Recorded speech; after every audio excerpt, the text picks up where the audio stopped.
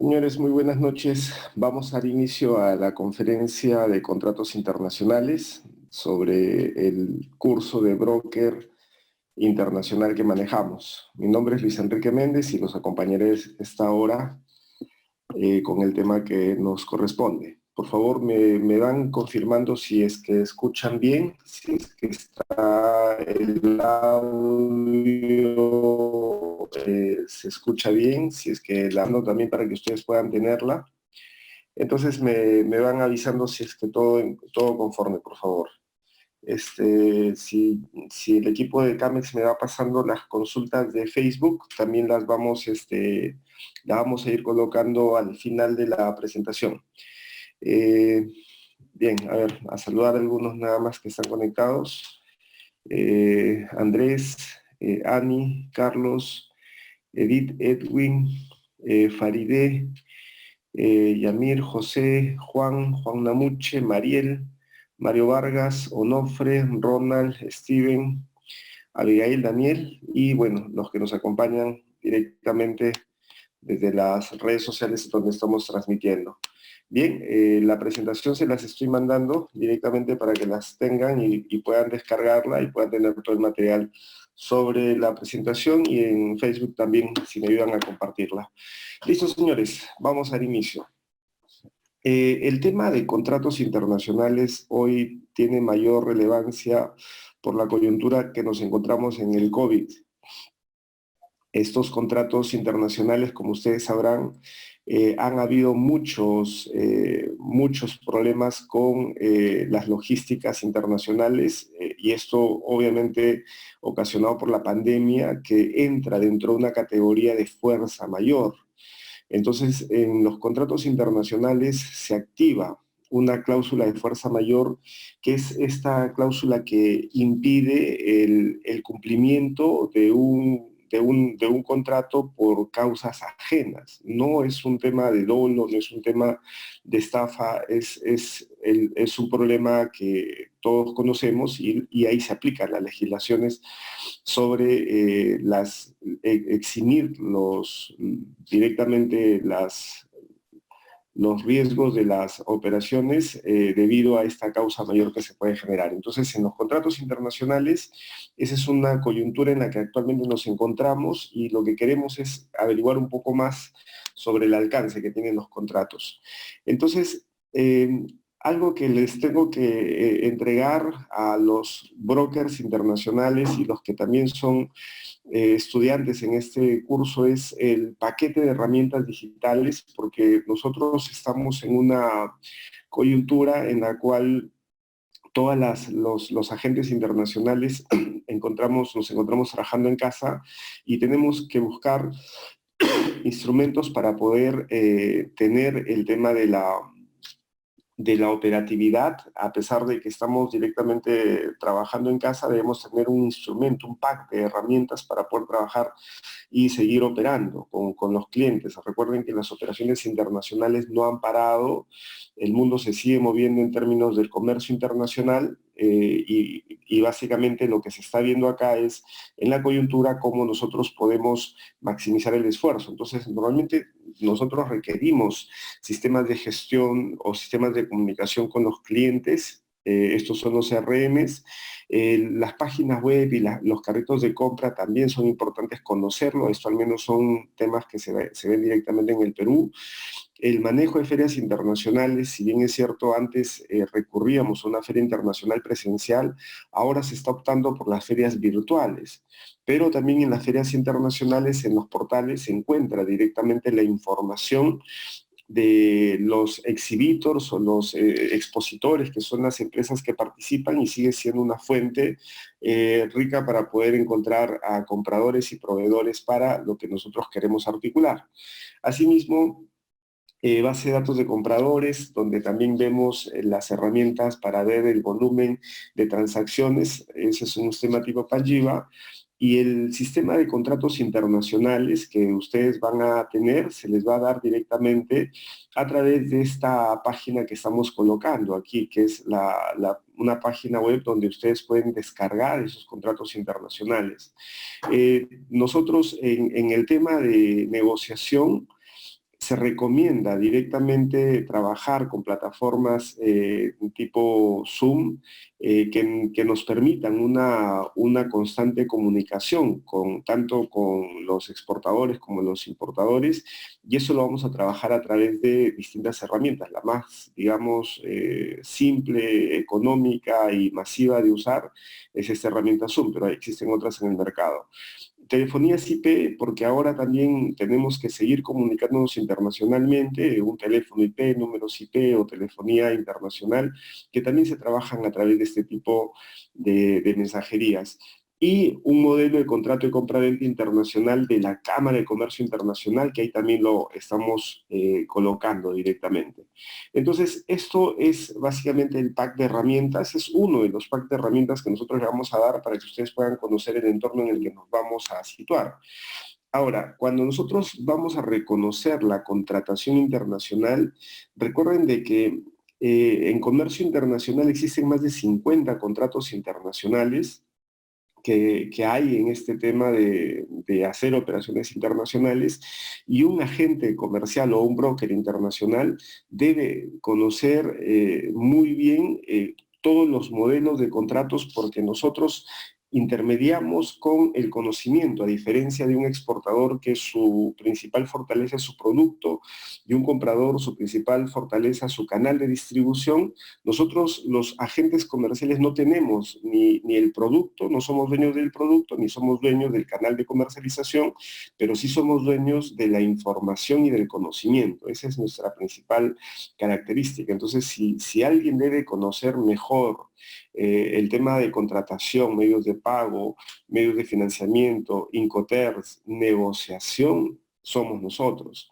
Entonces, aquí hay una diferencia entre las distintas formas de ingreso al mercado internacional para que ustedes vean cómo participa el agente internacional o el broker internacional. Y para los que recién, digamos, se conectan en estas conferencias, la diferencia entre un agente comercial, que es, digamos, la figura internacional más conocida, es que el agente internacional es un representante de un exportador. Y el broker internacional tiene las dos funciones, representa exportadores, pero también puede representar directamente a importadores que buscan encontrar un proveedor extranjero. Entonces, si yo soy un peruano y quiero encontrarle a un importador peruano una empresa china que me dé algún producto del COVID, entonces yo soy broker un agente comercial de importación. Y si yo represento como agente a un exportador peruano, soy un agente comercial de exportación. Cuando hago las dos cosas, o puedo tener la habilidad de hacer tanto representar exportadores o a importadores, me convierto en un broker internacional. Es el que tiene la ambivalencia, ¿no? Pero el término que van a encontrar en el mundo son agentes comerciales. Y dentro de los agentes comerciales existen muchos tipos de agentes comerciales, dentro de los que se encuentran los agentes desde los inmobiliarios, los agentes corredores de bolsa, los agentes de seguros, los agentes que ven aspectos muy específicos como obras de arte. Entonces, nosotros en este curso nos centramos principalmente en lo que son los agentes de comercio internacional, es decir, los agentes que representamos las operaciones del comercio exterior.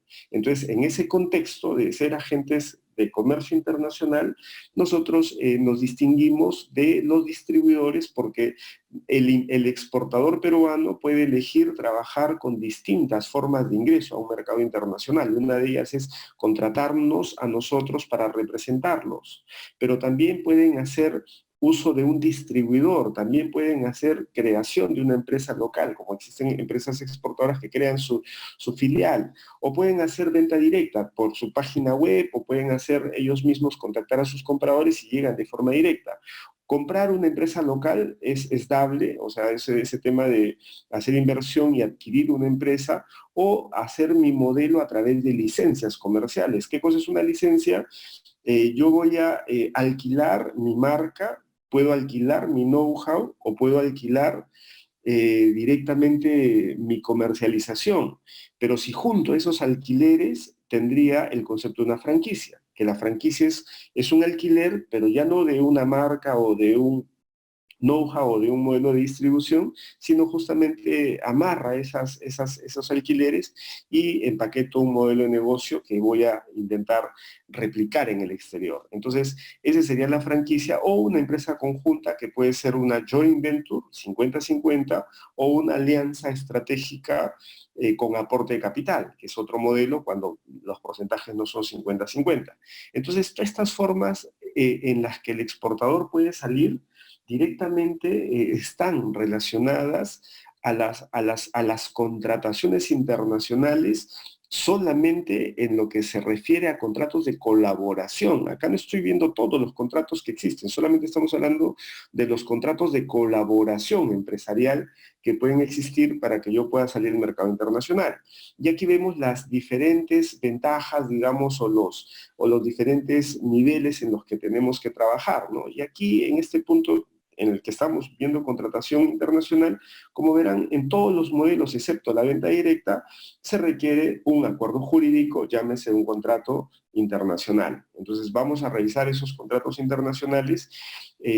No le voy a meter una visión jurídica, sino básicamente la visión que nosotros necesitamos como agentes comerciales, que es la parte comercial, pero básicamente estas son las distintas diferencias que existen entre cada uno de los contratos y cada una de las modalidades de ingreso a un mercado internacional. Nosotros, eso también en el tema de los agentes comerciales es importante porque también dentro de la contratación existe el contrato de un agente comercial y este tema de la contratación internacional o de los contratos internacionales, ya lo habíamos hablado, lo vamos a repetir, existe actualmente todavía una falta de una legislación sobre agentes comerciales en el Perú. Entonces, a diferencia de Europa, que en Europa existen ya los contratos de agentes comerciales bien definidos, acá en el Perú todavía el modelo del agente comercial todavía no está regulado.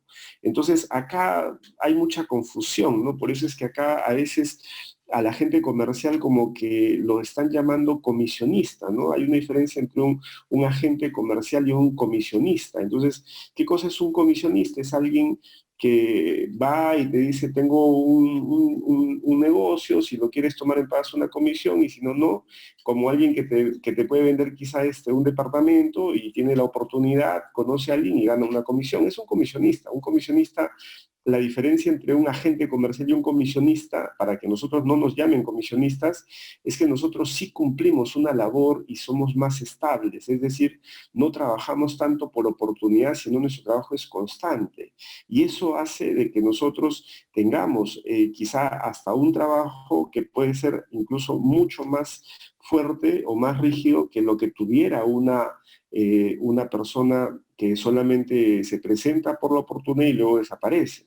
Entonces, esa es un poco la labor de un agente comercial, que a pesar de ser una persona autónoma, ¿qué cosa es un autónomo? Alguien que trabaja de forma independiente, a pesar de esa naturaleza, nosotros respondemos con funciones y actividades muy detalladas y generamos rutina en lo que vamos desarrollando. Es decir, yo si empiezo a trabajar con un cliente, con un exportador y compradores, voy a mantener una rutina constante porque mi objetivo es a corto, a mediano plazo, empezar a desarrollar un negocio. Y la experiencia que tengo me permite soportar ese trayecto hasta lograr los objetivos.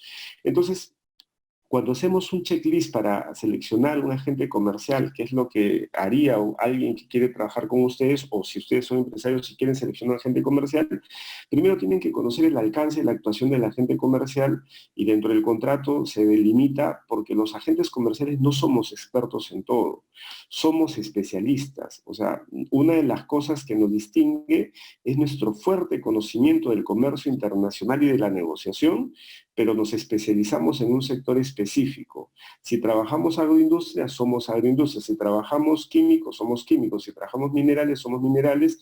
Si trabajamos el tema, por ejemplo, de tecnología, somos de tecnología. Es difícil tener un agente comercial que pueda saber mucho de distintas maneras, porque esto de distintos sectores, porque esto principalmente representaría que no podría ser un especialista y darle a un empresario una oportunidad de generar una ventaja competitiva contra lo que él conocería. Entonces, yo como agente comercial tengo que saber mucho más de comercio exterior que cualquiera en el medio, y sobre el sector en el que voy a ingresar tengo que también tener mayor conocimiento que los que están trabajando ahí. ¿Por qué? Porque yo, después de eso, no tengo absolutamente nada. Mi principal herramienta es mi conocimiento, mi uso de herramientas digitales, y eso es todo. Lo demás es básicamente apalancarme de todo lo que es el exportador, el importador, mis relaciones y mi networking es lo que tengo como principal carrito de batalla. Entonces, ese es el concepto del agente comercial. ¿Es el agente la mejor decisión para mi empresa? Eso también es importante definirlo, porque cuando eliges si tomas decisiones de elegir un mal agente comercial, los agentes comerciales también van a pedir a la empresa que le cedas un poco de tiempo de desarrollar una línea de negocio, y si es que ese agente no te resulta bueno, estás perdiendo la oportunidad de dejar a alguien que trabaje bien la cuenta por alguien que de pronto solo toma la cuenta y empieza a ver unas oportunidades, y desaparece y tienes un contrato firmado que te impide trabajar con otro. Tengo clara la distinción entre un agente y un distribuidor.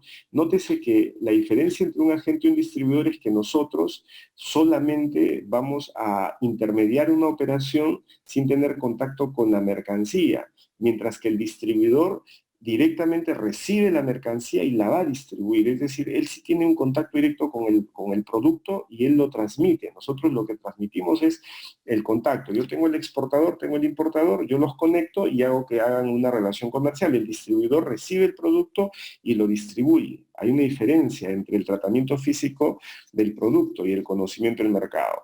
Tengo una clara distinción entre un representante y un comisionista. Ya habíamos hablado del comisionista, que es alguien que entra y sale, no tiene regularidad, y un representante comercial es un empleado tuyo. Entonces, en vez de elegir a un agente comercial, yo puedo poner un representante comercial, y ese representante comercial es un vendedor en destino, le voy a pagar su sueldo y él me representa. ¿Cuál diferencia entre un representante y un agente comercial? Que el representante comercial le tienes que pagar un fijo alto.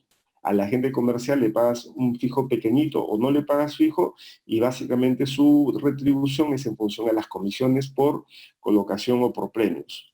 Entonces, ese es un poco el escenario, las 4 primeras preguntas, y luego obviamente tienes que saber cuáles son las ventajas de tener un agente, las desventajas de un distribuidor, ventajas y desventajas, y si has analizado hasta dónde quieres que llegue la gente en la cadena comercial, porque nosotros podemos ser intrusivos en la negociación, o sea, tenemos esa capacidad de poder entrar tanto en la logística, entrar en la comercialización, entrar en la contratación, entrar en el postventa, o sea, nuestra capacidad en el que nos encontramos por el conocimiento de la materia nos lleva a poder ayudar a la empresa en distintos ámbitos, y la empresa nos tiene que limitar hasta dónde quiere que lleguemos.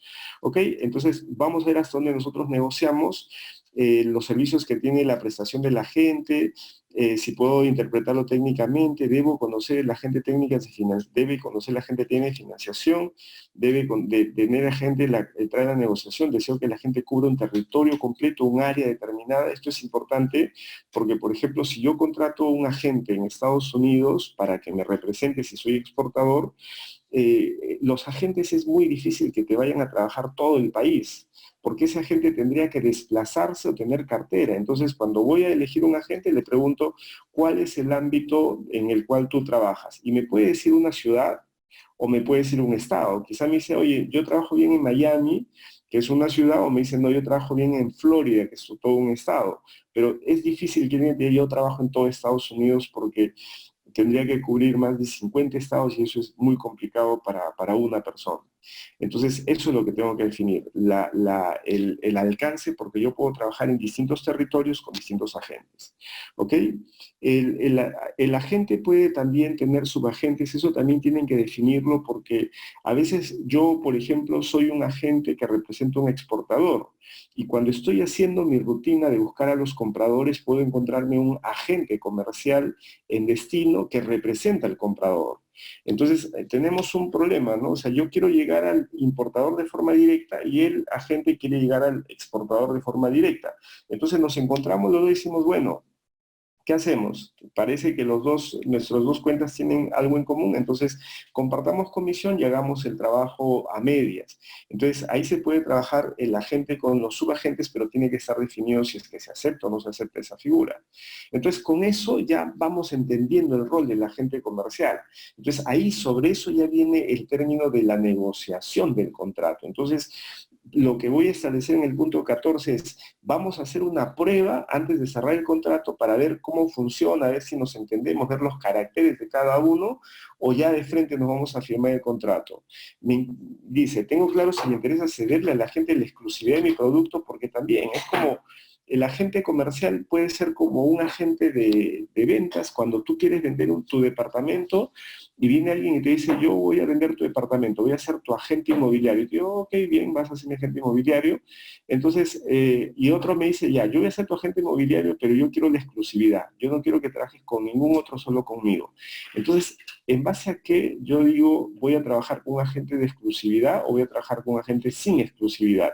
Obviamente, el agente que me ofrece la exclusividad, yo le voy a decir, si me ofreces exclusividad, entonces los beneficios que tú me vas a dar son mucho mayores a alguien que no me ofrece exclusividad. Entonces, probablemente vas a publicar en páginas de paga, probablemente vas a invertir más tiempo, más dinero, voy a tener más visitas, y todo eso implica obviamente que yo no trabaje con nadie más, porque si estás invirtiendo tu tiempo y tu dinero y le vas a dar prioridad a lo mío, porque es exclusividad, entonces obviamente a cambio me pides eso y yo está bien, respeto.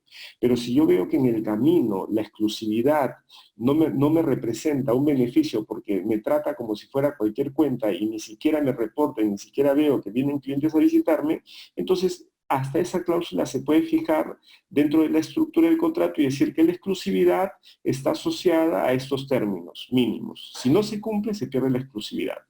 ¿Ok? Y luego es el contrato más adecuado para nuestra actuación en el mercado, también eso es lo que tenemos que definir, y si el contrato protege los intereses de las partes. Y el otro punto es si ha analizado adecuadamente la legislación en materia de contratación comercial en el país de la gente, porque como les digo, a falta de una legislación que podemos nosotros tener, lo que vamos a tener que hacer ante esa falta de legislación es adecuar un contrato privado y ponerle una legislación que nos pueda facultar para algún tipo de controversia que se pueda presentar.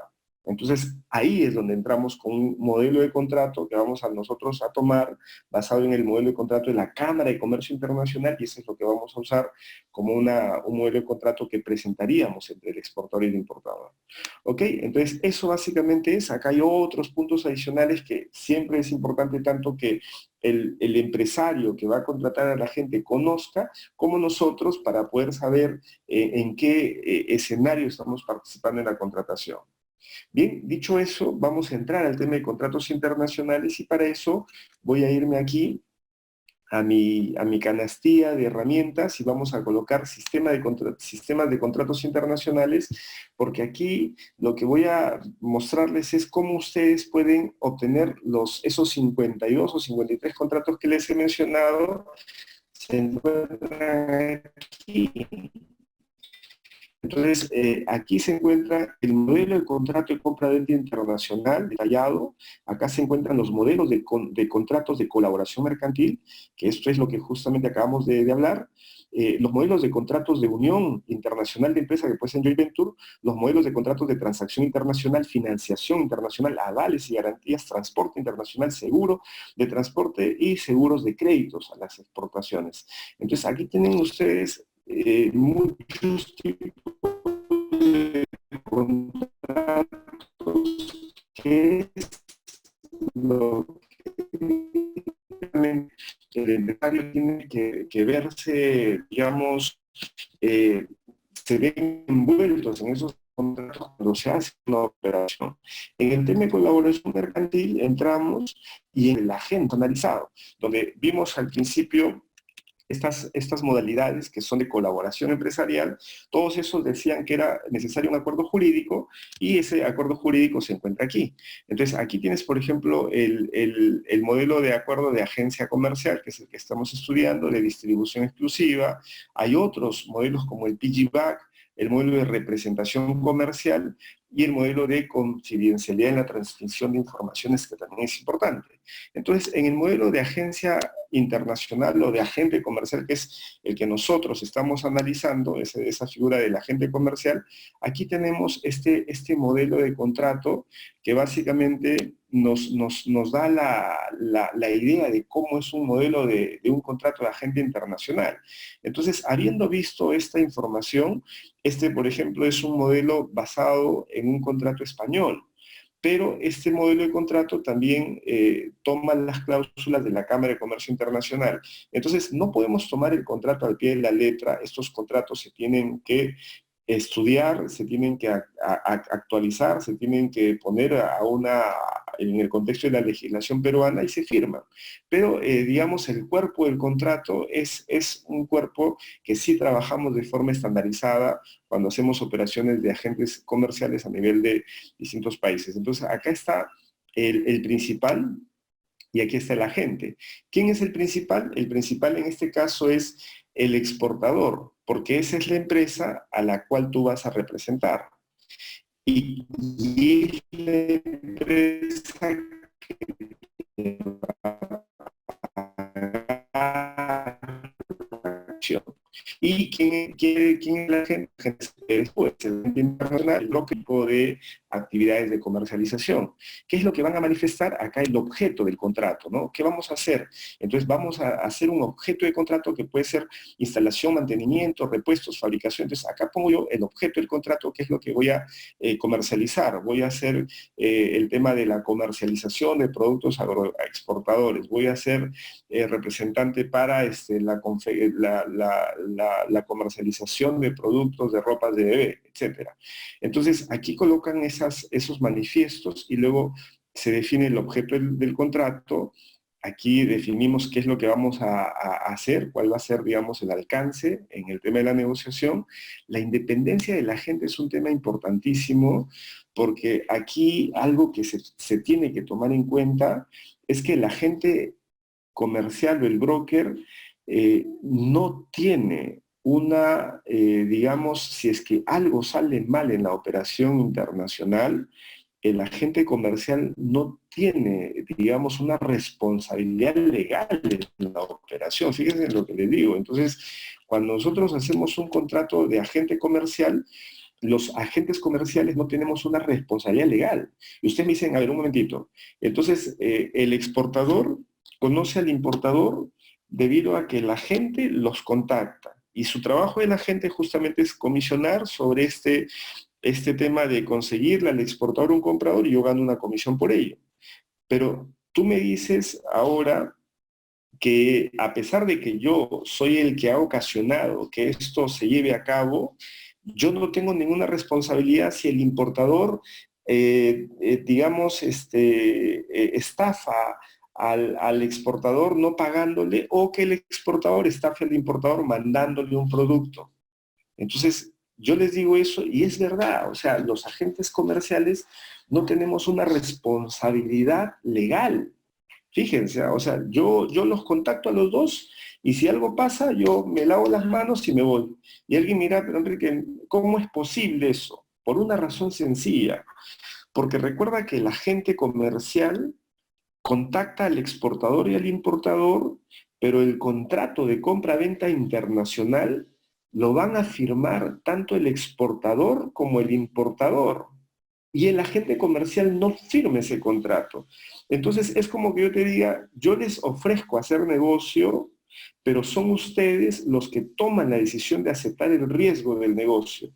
A mí me van a pagar mi comisión por el resultante del negocio, pero si ustedes en el camino hacen las cosas de forma inadecuada, porque actuamos de buena fe, entonces yo no tengo ninguna responsabilidad porque en el contrato de compra-venta nadie los está obligando, no son menores de edad y no hay coacción, es decir, que se está firmando por una libre voluntad y haciendo uso de lo que se llama la buena fe contractual.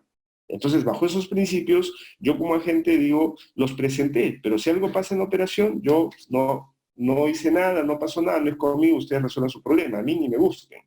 Entonces, así es esa cláusula que indica eso, la independencia de la gente, ¿no? El agente es un intermediario independiente, goza de independencia para la organización de la actividad profesional, desarrolla por cuenta de terceros, o sea, yo no tengo riesgos acá en esa operación.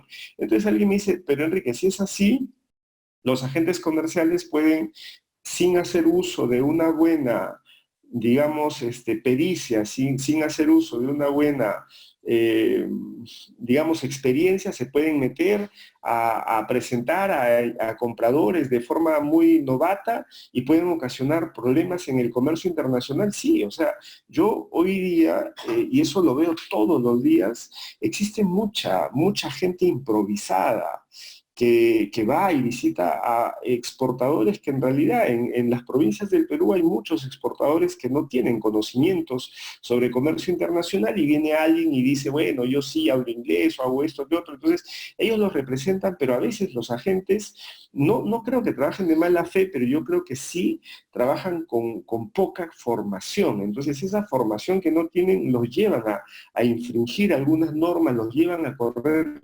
riesgos,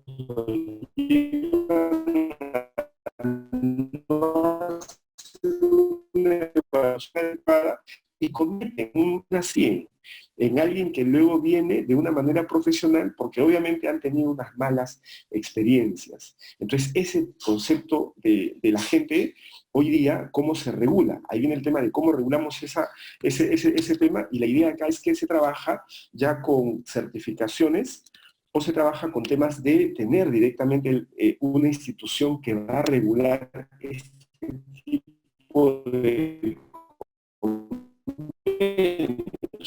entonces, por ejemplo, trabajamos en la Unión Internacional de Agentes Comerciales y Brokers del Mundo, y nosotros representamos directamente a Latinoamérica, porque acá nosotros en Latinoamérica somos la única institución que directamente trabaja este tipo de convenios, y nuestra labor acá como agentes de la IUCAP básicamente implica generar, generar operaciones formales de este tipo de actividades. En el mundo existen colegios de agentes comerciales y esos colegios de agentes comerciales regulan la actividad de los brokers, porque un broker no puede directamente hacer las cosas a su libre albedrío, o sea, alguien los tiene que controlar, alguien los tiene que dar un código, alguien les tiene que dar algún tipo de autoridad. Entonces, en el mundo, la IUCAP tiene en cada país sus colegios de agentes comerciales. Entonces, esos colegios de agentes comerciales que están en Austria, en Bélgica, en Dinamarca, Finlandia, Francia, en todo el mundo, básicamente están regulados y existen muchos agentes comerciales con código. Entonces, cuando vienen a Perú los agentes comerciales de la IUCAP, nosotros en Canes los recibimos, los ayudamos, los contactamos con los compradores, porque es responsabilidad.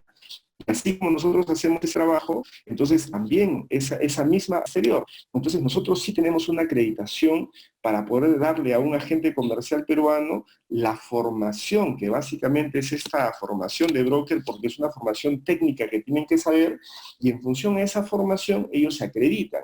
Y si es que hace algún broker de nuestra cámara, hace algo inadecuado, nosotros lo vamos a reportar, le quitamos el código y esa persona no va a tener una acreditación más. Entonces la colegiatura funciona como si fuera una colegiatura de un abogado, de un contador, de un arquitecto, es la misma. Si es que tú haces las cosas bien, vas a poder continuar haciendo labores. Si haces las cosas mal, te quitan el código y a ver, pues trabaja sin código. Entonces, actualmente mucha gente está haciendo labores sin código o sin preparación, sin algún curso de entrenamiento.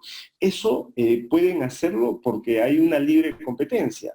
Pero si ustedes ya más tarde quieren empezar a trabajar de forma estructurada, van a tener que trabajar con las acreditaciones internacionales, y para eso existe una unión internacional de brokers y agentes comerciales en el mundo Mundo, de los cuales nosotros somos miembros. Entonces, esa es un poco la diferenciación que va a haber en el mercado en los próximos años, porque esto recién, como ustedes verán, todo en el mundo está muy regulado, pero Latinoamérica no tiene. O sea, Latinoamérica todavía, nosotros somos la primera representación que está en Sudamérica, y creo que esto es un desarrollo que se va viendo cada vez más en el tema del comercio internacional. Entonces, volviendo al tema de contratación internacional, lo que he tratado de mencionarles es en el tema del contrato del agente comercial, esto, ¿no? De que el contrato del agente comercial lo exime de una responsabilidad legal, pero el ser agente comercial con código y colegiado no te exime tu responsabilidad comercial, o no te exime tu nombre, no te exime tu reputación. Entonces, para un agente comercial, lo que nos antecede a nosotros es la reputación, es como tu currículum vitae, ¿no? Los que no son agentes comerciales con cartera podrán ir y buscar a exportadores, compradores, hacer lo que quieran, pero el tema es de que no trabajan, digamos, con una referencia de una institución que los acredite. Entonces, el que quiera contratarlos lo hará por la experiencia que puede tener. Pero si quieres tener agentes comerciales, estudian, se acreditan y sus currículum vitae se encuentran en estos colegios, de tal manera que si cometen o infringen alguna norma, son reportados y expulsados de su código que tienen como agentes que se comprometen a hacer. El territorio, en el contrato también, como habíamos hablado, definimos el territorio, las obligaciones de la gente, como ustedes verán, tiene que informar, tiene que generar reportes, tiene que generar comunicación con el exportador o el principal se compromete en facilitarles las herramientas. O sea, si yo quiero un contrato con un exportador y el exportador no me da nada, no me da su company profile, no me da su ficha de producto, no me da las condiciones de negociación, las reglas de juego, yo no puedo trabajar. Entonces hay unas obligaciones que él se compromete a darme. Si no me da esas condiciones, yo no puedo trabajar. La remuneración de la agente o del broker va a depender de los porcentajes, ¿no? Siempre se maneja un 5%, que sería lo ideal, un 3%, un 2%, pero siempre la remuneración del agente o del broker va a depender mucho de la rentabilidad del negocio. Yo siempre discuto eso con los exportadores, porque siempre la cabeza de un empresario es, 2%, te voy a pagar 2%. Y yo le digo, pero ¿cómo pretendes fijar una condición de pago de comisión si ni siquiera hemos definido el precio que voy a negociarte y cuál es bajar con los premios? Es decir, que si el exportador me dice a mí, Enrique, te voy a dar directamente mi cuenta y el precio base del producto es tanto, entonces si yo logro mejorar el precio base sin afectar las negociaciones futuras, porque yo considero que ese precio lo puedo colocar a un canal directo de una mejor manera, entonces yo podría decirle al empresario, si te coloco a un precio mayor del mínimo que me das, podríamos ganar un porcentaje adicional a la comisión mínima. Entonces la negociación es distinta. Yo lo que te digo es, yo te acepto el 2% siempre y cuando el precio base te dé una rentabilidad mínima. Eso está bien. O sea, si el exportador está acostumbrado a tener un precio muy bajo de venta y por eso no tiene mucho margen y me paga el 2%, yo acepto las condiciones. Pero yo le digo, ¿por qué vas a trabajar así si es que ese precio, yo te ofrezco elevar el precio, colocarte con clientes que van a valorar mejor tu producto, y eso implica que vas a tener una mayor rentabilidad, pero fruto a eso ya no me vas a dar el 2%, me vas a dar el 2% más un bono o una comisión variable por la rentabilidad adicional que recibes. Entonces ya los términos van cambiando, ¿no? Yo no me centro solamente en decir 2%, 3%, 5%, porque eso es medio absurdo si no evalúas los precios que puedes fijar en la negociación. No solo precios, sino también al empresario puedes tener en la negociación siguiente. O sea, yo te puedo conseguir una serie de clientes, pero algunos clientes pueden ser, digamos, muy complicados, o sea, pueden tener muchas complicaciones para los pagos anticipados, pueden tener algunas complicaciones para algún tema de financiamiento, para el tema, por ejemplo, de operaciones constantes. No es difícil que yo le coloque a un exportador una cuenta que le genere una campaña y que como uno esté sobrado todo el año, que el cliente le pague al contado una parte, o que el cliente sea una empresa con mucha reputación y que sea una empresa muy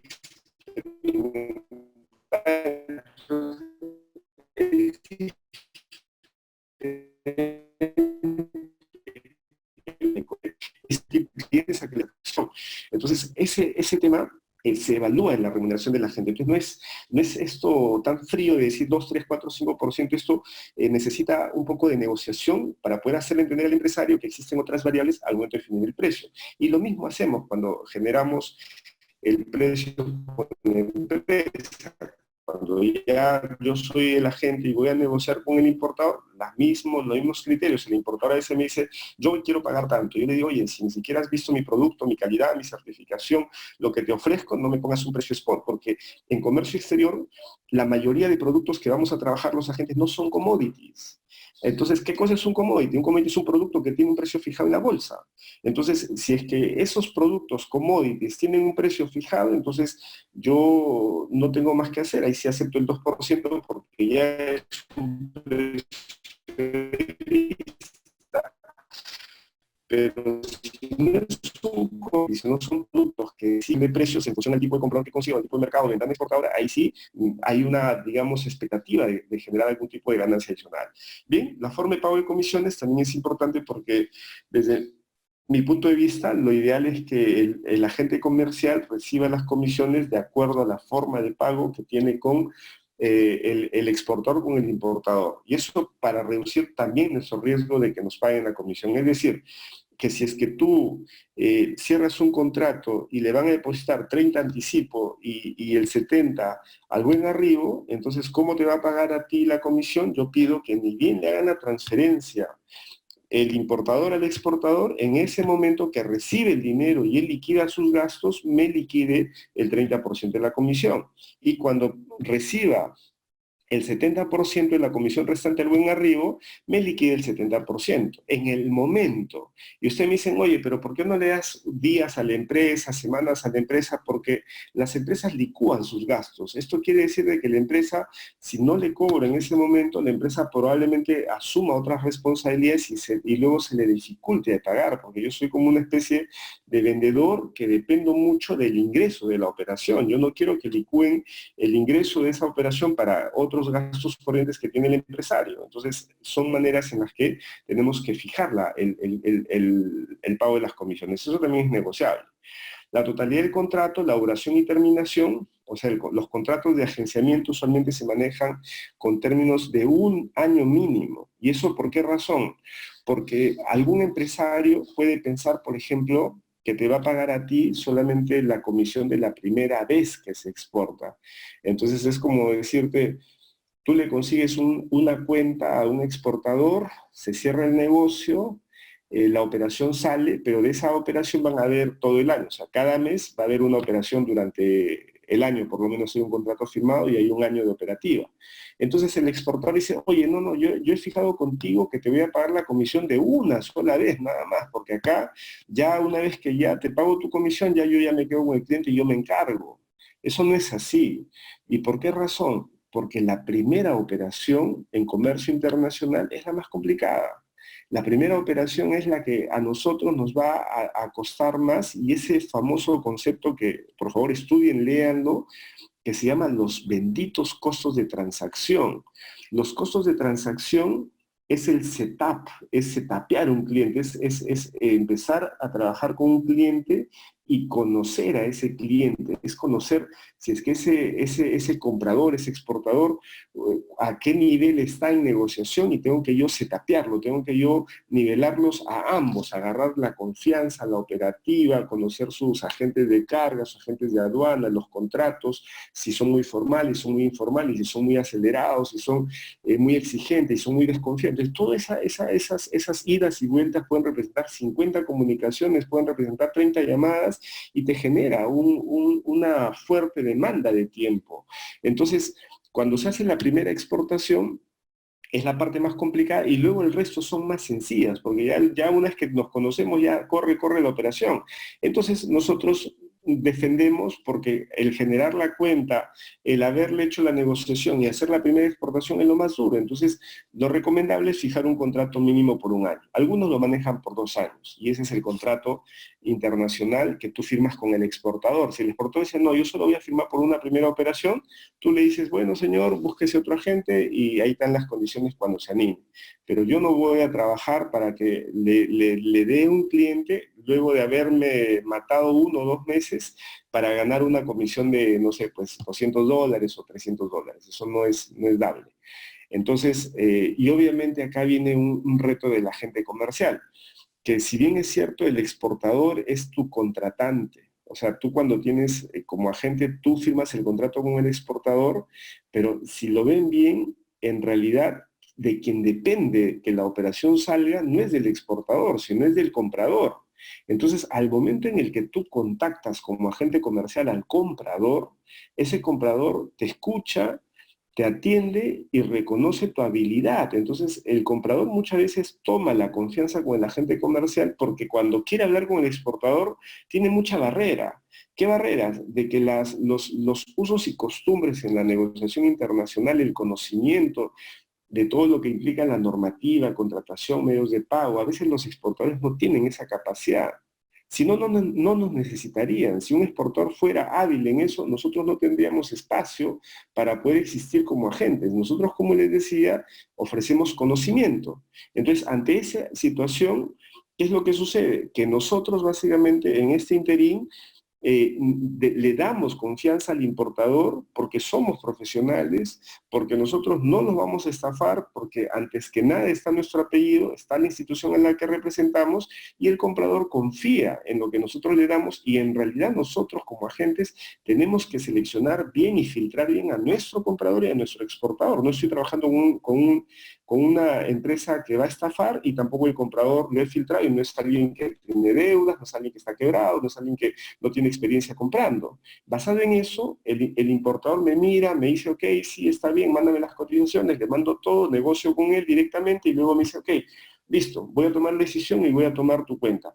Entonces, al momento en el que yo los presento a los dos, el importador, si es que tengo una buena relación con él, el importador me va a seguir a mí solicitando la información. Me hace, Enrique, dame sus estados financieros, dame su reporte de riesgo, dime cómo va la empresa, dime por qué se demora, y yo le respondo al importador.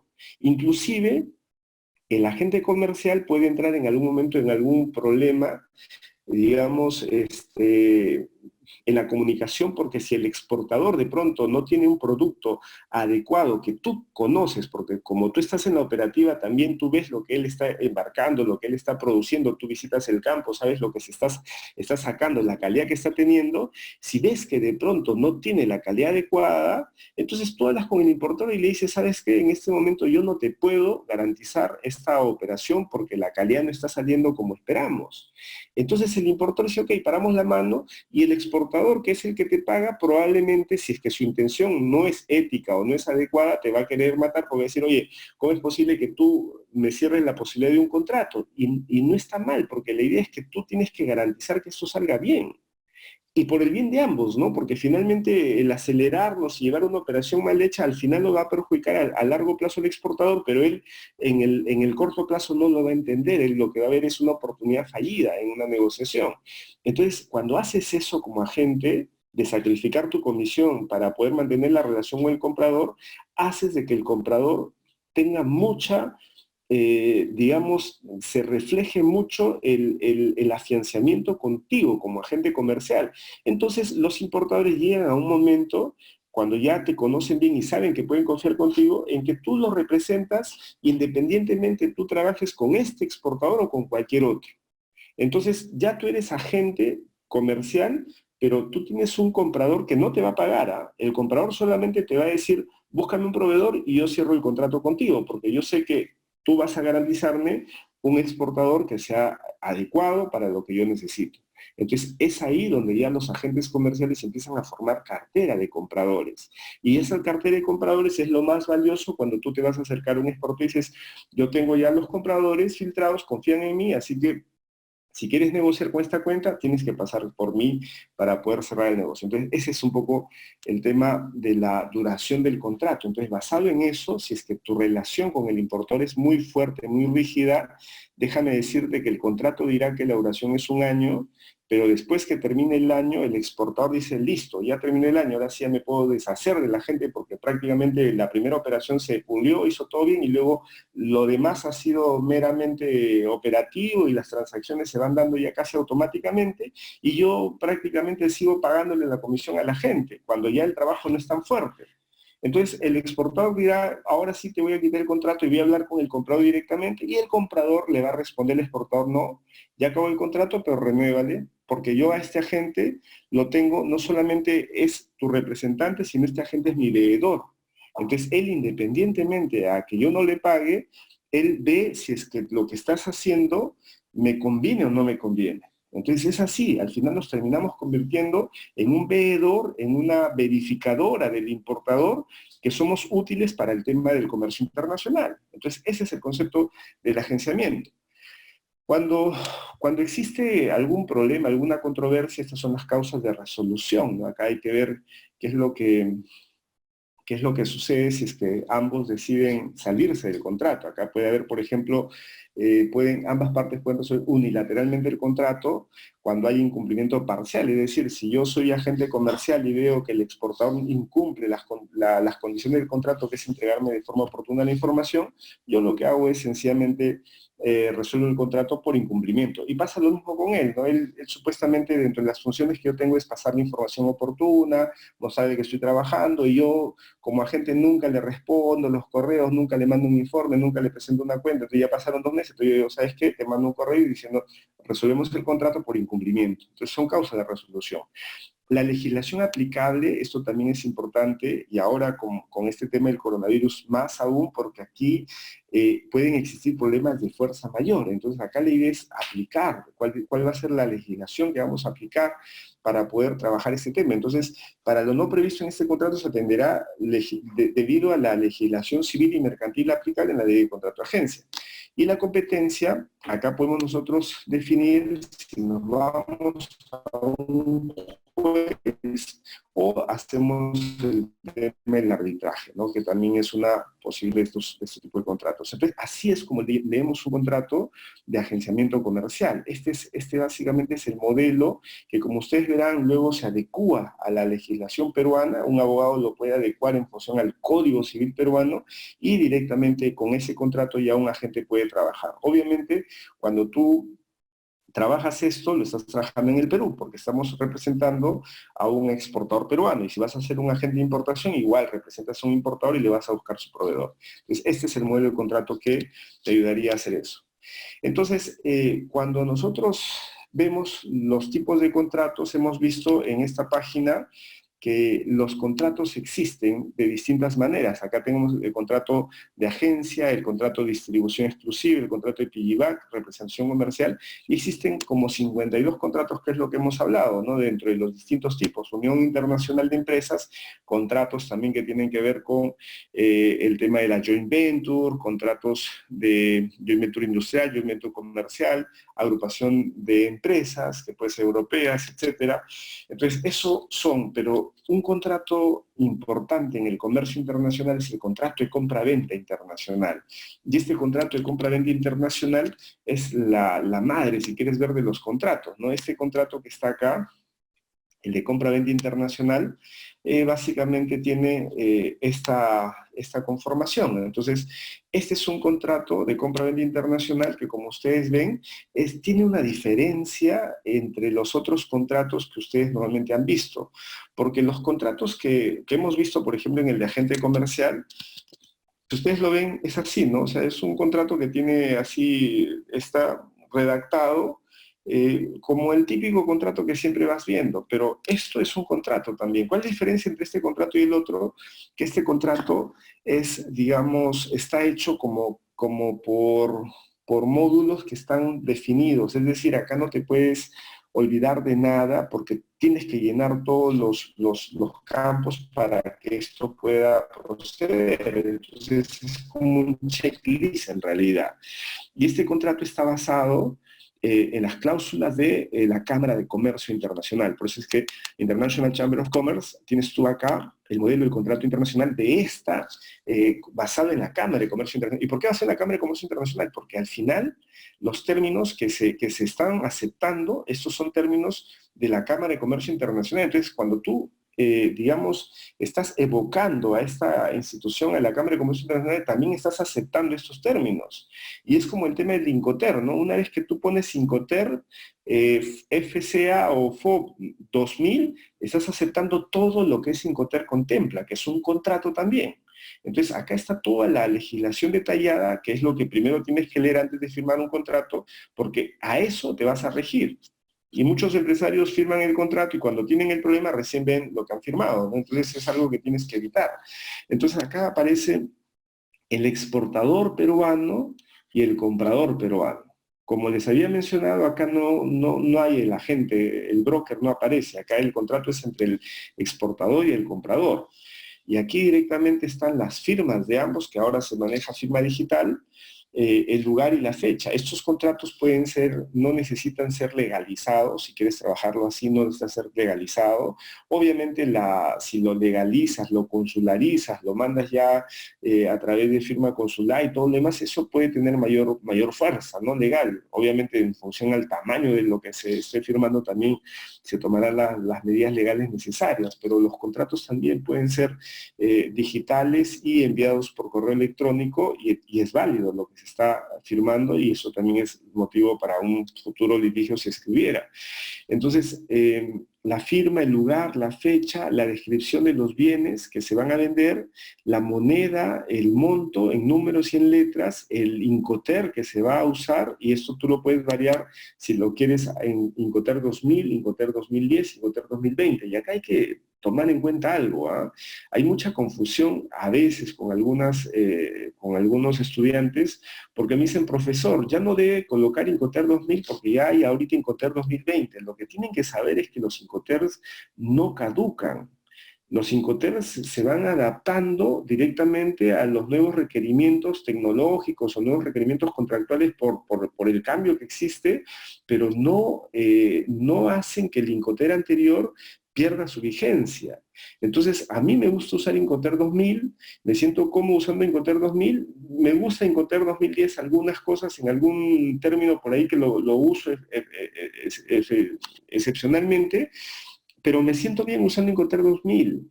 Entonces, yo firmo y digo Incoterm 2000, ex-Word, Incoterm 2000, y funciona muy bien.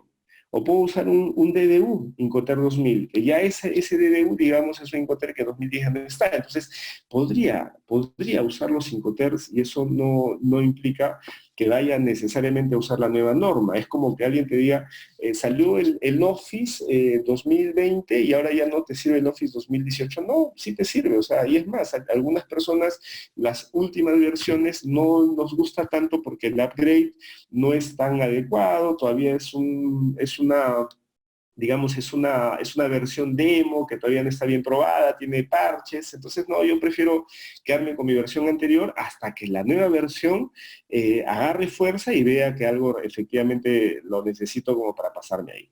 Entonces acá colocamos el Incoterm definido, que es otro contrato, la inspección de los bienes por parte directamente del comprador. Entonces, acá directamente es importante definir, ¿no? Dónde se va a hacer la inspección de los bienes, porque esto en contratación internacional también define el riesgo. Porque si yo hago un FOB, quiere decir que yo como exportador en FOB estoy cediendo el riesgo en puerto de embarque. Ya subido la mercancía en la borda del buque, ya el riesgo para mí desaparece. Pero si yo no hago una inspección, como dice acá, antes del envío, entonces puede pasar lo siguiente, o sea, firmo un Incoterm FOB y mando paltas a Canadá. Y la inspección no la hago al principio, no lo hago antes del embarque, sino la inspección va a ser, por ejemplo, en Canadá. Si la inspección se hace en Canadá, entonces, ¿qué sucede? Que si yo mando la palta a Canadá y la palta llega malograda ya, obviamente nosotros decimos, no, es FOB, en FOB ya yo, de puerto de salida, zafé, la responsabilidad ya no es conmigo, eso tiene que arreglarlo el embarcador o el importador. Pero ahí me van a preguntar, ¿pero qué garantiza que en FOB tú hayas cumplido con entregar el producto adecuadamente? O sea, ustedes saben que productos perecibles pueden ser embarcados aparentemente en buen estado, pero el grado de madurez no es el apropiado. Entonces ellos dicen, sí, es verdad, es un FOB y la responsabilidad ya está de acá de ahora en adelante, pero ¿qué me garantiza que no me entregaste el producto adecuadamente al momento de embarcar? Entonces yo, para evitarme esa controversia de pelearme con la naviera o ver dónde pasó el problema del producto, hago una inspección antes del envío y de tal manera que cuando hago esto, si es que el producto llega mal y dicen, ¿dónde habrá sido el problema? Yo digo, bueno, yo hice el embarque, acá está mi certificado de verificación, aquí está los grados de madurez, el producto que he mandado, todo el certificado, así que yo no soy. Acá está la prueba de que yo lo entregué bien, así que por mi lado ya he cumplido. Ahora naviera resuelve el problema con el importador porque va por tu rumbo, ya por el mío ya no es. Entonces, esas son condiciones que yo tengo que manejar, porque obviamente si es que yo soy importador, o sea, si yo soy canadiense, a mí yo prefiero que el certificado de inspección se haga en Canadá, lógicamente, ¿no? ¿Por qué? Porque yo como importador lo que yo quiero es que llegue aquí y aquí se haga la inspección, porque a mí no me importa si se daña, si lo dañó el exportador o lo dañó la naviera. Yo como importador digo, yo quiero que la verificación se haga en Canadá, porque eso es lo único que me garantiza que para mí el producto esté en buen estado. Entonces, ese es el término de negociación que hay entre el exportador e importador en esas condiciones. Todo esto en el contrato son términos de negociación, igual que la forma de pago, el modo de pago, si va a ser carta de crédito, si va a ser cobranza documentaria, si va a ser un open account, si va a haber anticipos, si va a haber diferidos, se va a permitir embarques parciales, transbordos, todo eso, si va a haber una transferencia, si un SWIFT, ABA, todo eso, si va a ser de frente a un Open Account, ahí poner los datos de una vez. Y este aspecto, como habíamos conversado, ¿no? ¿Cómo vamos a resolver el contrato en caso de una controversia, de una disputa? Y aquí, obviamente, lo ideal es trabajar con el arbitraje, ¿no? ¿Por qué? Porque el arbitraje es una forma de resolver un contrato de una manera más rápida. Si nos vamos al litigio en cortes civiles o penales, obviamente vamos a tener un problema de los tiempos y de lo bien que funciona nuestro sistema legal en cada país, aparte de definir en qué jurisdicción se va a dar. Pero el arbitraje usualmente es un proceso sumarísimo, es un proceso que tiene menos tiempo, y algo importante que se tiene que definir aquí: una vez que ustedes eligen arbitraje, ya ahí tiene que morir el tema de elevarlo a instancias superiores. Es decir, que si nosotros, yo y el importador, yo de exportador y importador, elegimos arbitraje, ambos rechazamos la opción futura de irnos a un proceso de litigio. Es decir, que si yo de pronto muy, muy abiertamente, no vamos a arbitraje, pero de pronto el arbitraje sale negativo, a mi persona dice, ah, no, eso no me gusta, no creo que el arbitraje haya sido adecuado, así que me voy al litigio, ya no podría. Porque en términos de contrato, con este tipo de contratos, el usar arbitraje indica que rechazamos la opción de irnos a un juicio, a un litigio y continuar el proceso. Porque obviamente si pierdo y me voy al litigio, prolongo, pues, ¿y para qué firmo un contrato si es que tengo esa llave de decir, si pierdo me voy al litigio, ahí tengo 3 años más, a ver si no se aburre y finalmente pateo el contrato? Entonces, para eso está el tema de las cláusulas que ustedes firman. Bien. Luego, los documentos que se van a negociar, que se ponen acá, certificado de origen, packing list, certificados, declaraciones, etcétera, que también va aquí, y otros que ustedes consideran, y ahí se acabó. Entonces, eso básicamente es el tema del contrato. Y en el tema del contrato de compra-venta, como ustedes ven, básicamente en el tema de contratos hay pues algunos contratos que están dentro de ese contrato. No sé si se habrán dado cuenta, pero hay contratos bancarios dentro de compra-venta. Por ejemplo, ¿qué contrato bancario hay dentro de compra-venta? Está el tema de la carta de crédito, es un contrato bancario; el Open Account es un contrato bancario; la cobranza documentaria es un contrato bancario. También está con normas de la Cámara de Comercio Internacional. ¿Qué otro contrato está en el contrato de compra-venta? Los contratos logísticos, ¿no? El del transportista, aduanal, de servicios también. También ahí aparece quién es el transportista, aparece si va a ser un BL, si va a ser un A-Way Bill, entonces aparece en eso. Entonces, dentro de cada uno también existen especificaciones. El contrato es seguro, también ahí dice cláusula A, cláusula B, cláusula C, entonces estamos entrando a la contratación de seguros internacionales. Y también aquí en el contrato de pronto hay una cláusula que dice si es que va a haber una cesión de derechos de marca, va a haber un desarrollo comercial como representación, distribución, entonces ¿qué relación va a existir entre el comprador y el exportador? ¿Solamente una relación spot de una venta puntual o vamos a establecer una relación, digamos, mucho más desarrollada como es un contrato de desarrollo comercial? Entonces, todo eso entra en el contrato internacional. Entonces, este es el contrato de compra-venta, está basado en esto, en el Perú, en el artículo 1529 del Código Civil. Y actualmente en la coyuntura del COVID que nos encontramos, la Convención de Viena sobre compra-venta internacional incluye en artículo 79, numeral primero, un eximente de responsabilidad para el cumplimiento de contratos internacionales que sin lugar a dudas se aplica de forma profusa en los meses suficientes del año 2020 en virtud de la situación del COVID. ¿Y esto por qué? Porque está regulando la falta de cumplimiento de las obligaciones contractuales, no genera la responsabilidad por la parte que le incumple. Entonces, actualmente, en este tema del contrato, voy a avanzar hasta acá, existe un tema de incumplimiento voluntario e involuntario. Entonces, lo que te dice aquí es que existen normativas de derecho internacional para las operaciones en marcha. No te estoy hablando para las que vienen, sino las operaciones en marcha por el tema del COVID, donde, por ejemplo, en el caso de empresas chilenas que mandaron contenedores a China y los chinos no les recibieron el contenedor porque los puertos se cerraron, porque el comercio se cerró, y en el camino del tránsito de esos contenedores sucedió ese incidente, entonces el chileno le puede exigir al chino que les pague sus operaciones de lo que está en camino. Entonces ahí viene el tema, ¿no? Si es que hay un incumplimiento involuntario por fuerza mayor, lo que dice la legislación es que aquí no hay un dolo, acá no pueden directamente exigirte un cumplimiento de ese contrato. ¿Por qué? Porque básicamente hay una falta de cumplimiento de obligaciones por una responsabilidad que no te pertenece, ¿no? Entonces, es un impedimento ajeno al control, que no era previsible al momento de celebración del contrato. Entonces, ante esa situación, ¿qué sucede? No te van a pagar. O sea, si tú estás mandando una operación y tienes eso en tránsito, tienes que negociar con el comprador, pero no hay una obligación contractual a que te lo paguen. ¿Por qué? Porque es un motivo de fuerza mayor. Entonces, ese es el ámbito en el que nos movemos. Y alguien me dirá, entonces, con esta situación, ¿qué pudimos haber hecho para evitar tener algún problema? Yo te digo que la solución que podría haber pasado, o quizá algunas empresas han accionado, es que dentro del contrato de compra-venta tú pudiste haber tenido, hubieses tenido una carta de crédito.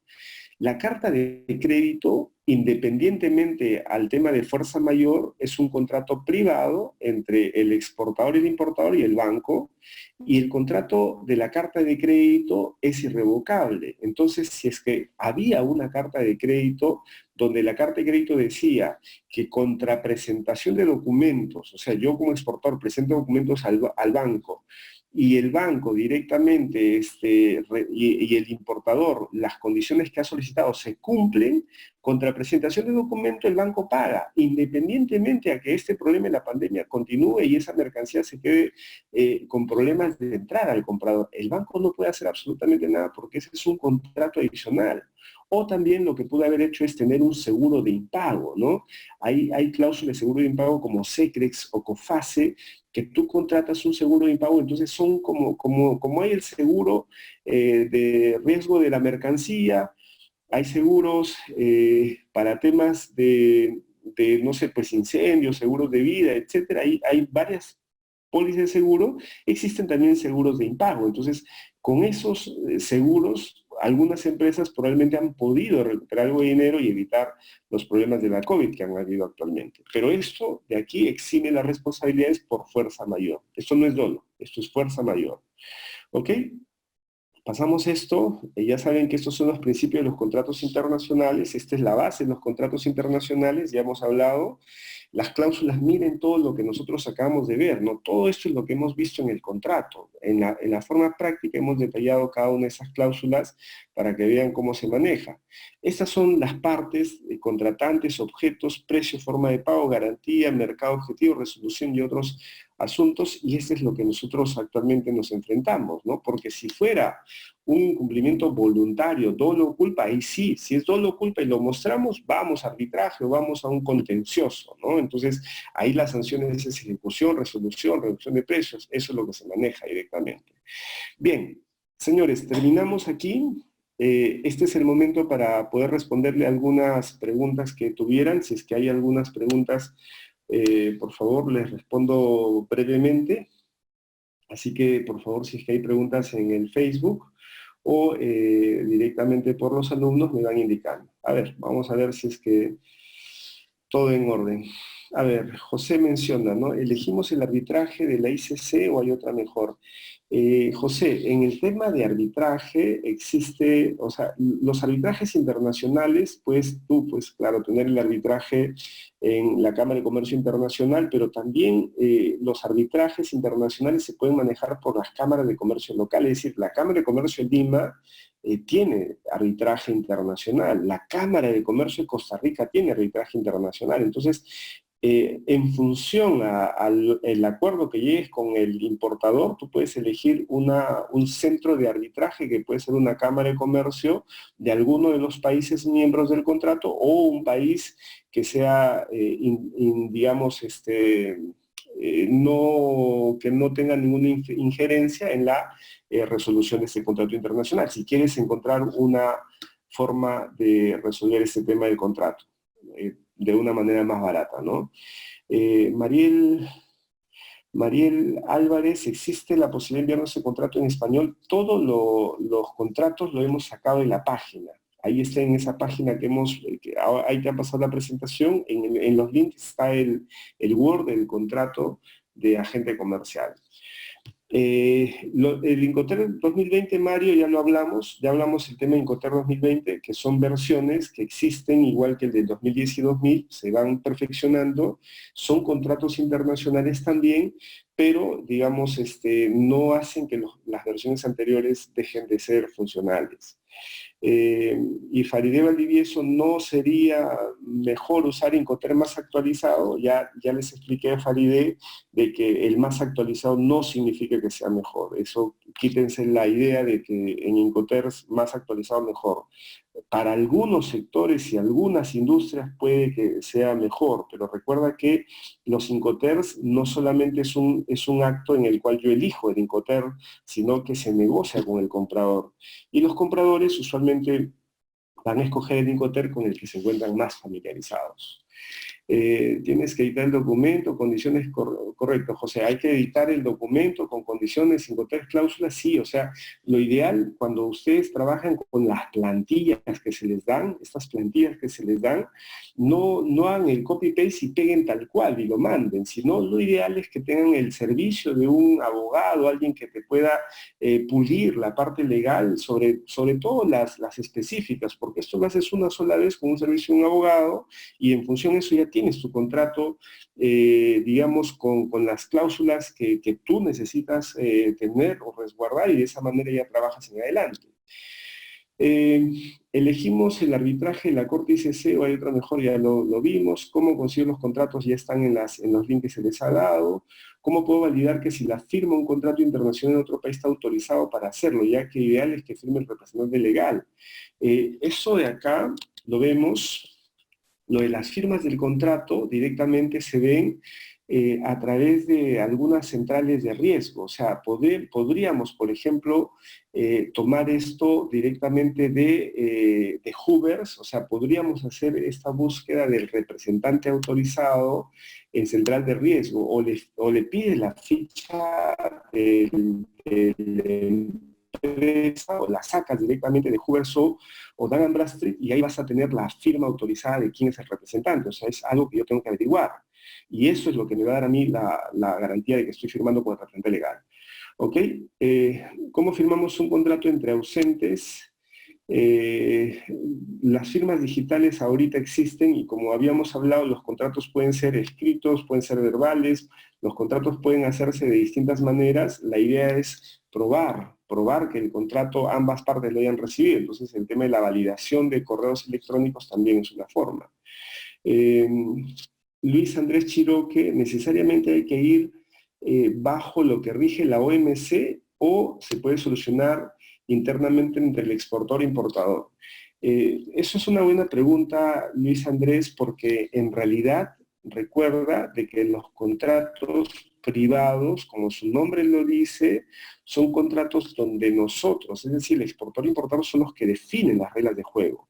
Entonces, sí puedes hacerlo basado en las normas de entendimiento. Por ejemplo, ahora, como has visto en este tema, el Código Civil peruano también indica, ¿no? Una cláusula que por la pandemia, actualmente tú si has alquilado un local para tu negocio y de pronto pasa la pandemia, el propietario del local no te puede obligar a pagar y directamente ese tema del alquiler, y ahora lo que se está buscando es que haya ese entendimiento, ¿no? Entre el proveedor y el locatario, los dos tienen que entenderse por lo que está sucediendo. Entonces, sí es cierto, o sea, no necesariamente puedes regirte a una ley si es que los dos, el exportador e importador, acuerdan llegar a un entendimiento internamente.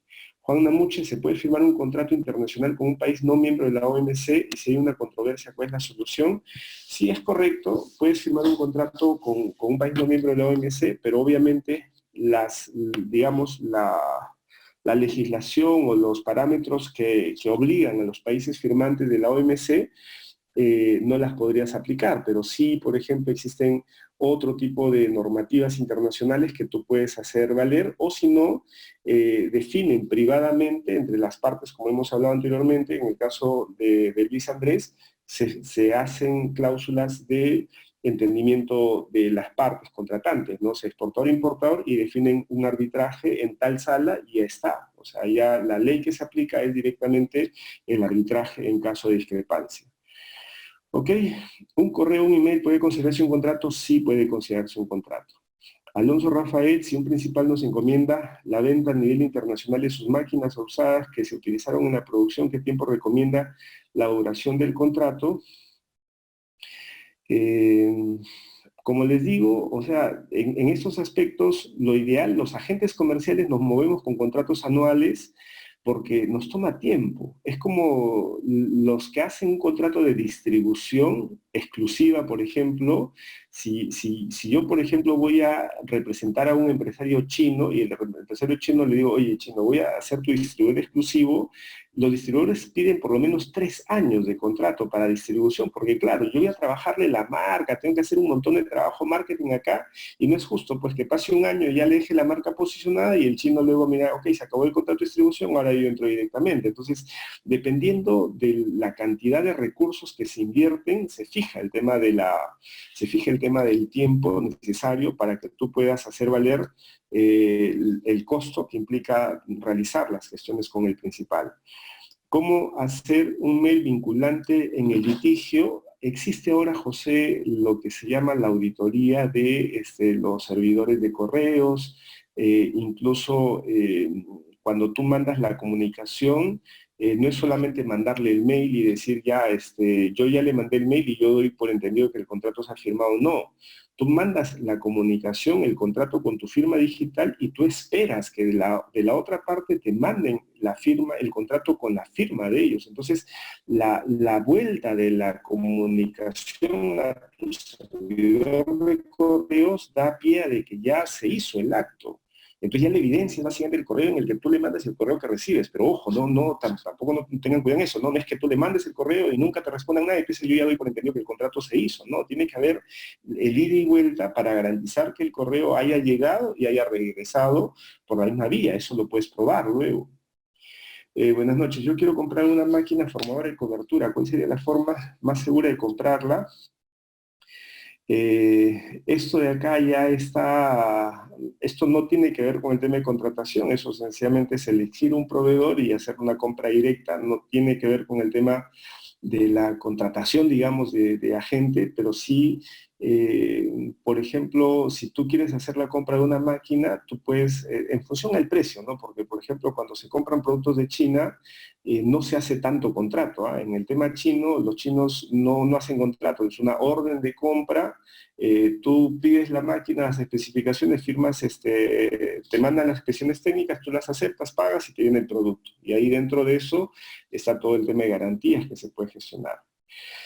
Bien, bien señores, entonces vamos a acabar, ya nos pasamos un poquito la hora, yo les agradezco a todos su participación, eh, agradezco mucho su tiempo, Alberto, Alexis, Alonso, Anselmo, Edith, Edwin, Elmer, Fabiola, Farideh, Heiser, Hidalgo, Gilmer, Yamir, Jorge Alberto, José, Juan Namuche, Karen, Manuel, Mariel, Mario Vargas, Michael Urbina, Patricia, Renato Atoche, Ronald Galvez, Ronald Víctor, Roxana Yurfa, Segundo Manuel, Steven Barrera, Úrsula, Daniel.